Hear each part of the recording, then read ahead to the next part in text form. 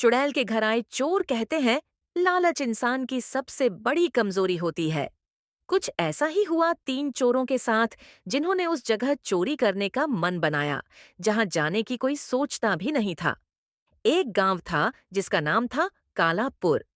ये गांव अपने सन्नाटे, पुराने पेड़ों और वीरान गलियों के लिए जाना जाता था।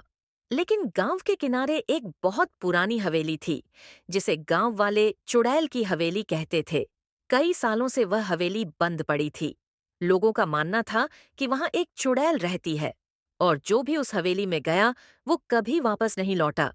गांव के लोग उस हवेली के पास भी जाने से डरते थे, लेकिन तीन चोर, राजू, मन्नू और काला, जो पास के कस्बे से थे, इन बातों को सिर्फ अफवाह समझते थे।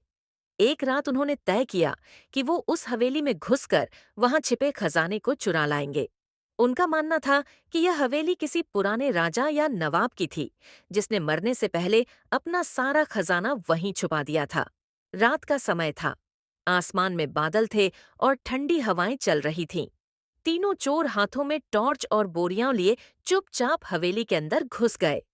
अंदर अंधेरा था, दीवारों पर मकड़ी के जाले थे और लकड़ी की बदबू से माहौल और भी डरावना लग रहा था। जैसे ही उन्होंने दरवाजा बंद किया, एक तेज आवाज हुई। तीनों डर गए।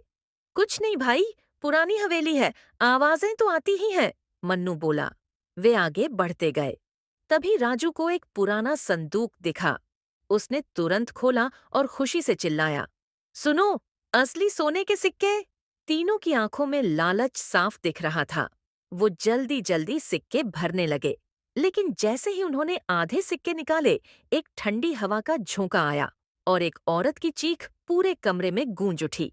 काला डरकर पीछे हटा। ये क्या था? तभी सामने की दीवार पर एक साया दिखा। एक सफेद साड़ी में लिपटी औरत, जिसके बाल खुले थे, आंखों से खून बह रहा था और उसके पैर जमीन से ऊपर थे। मेरे खजाने को चुराने आए हो! उसकी आवाज घर की दीवारों से टकराकर गूंजने लगी। तीनों चोर बुरी तरह डर गए। उन्होंने भागने की कोशिश की, लेकिन दरवाजा गायब हो चुका था। चारों तरफ अंधेरा और रहस्यमयी आवाजें भर गईं।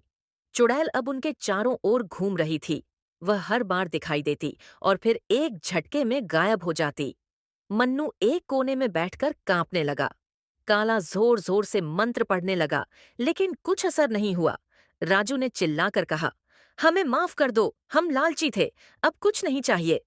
चुड़ैल ने एक जोर का भयानक ठहाका लगाया और बोली, जो मेरे घर में आया वो कभी वापस नहीं गया।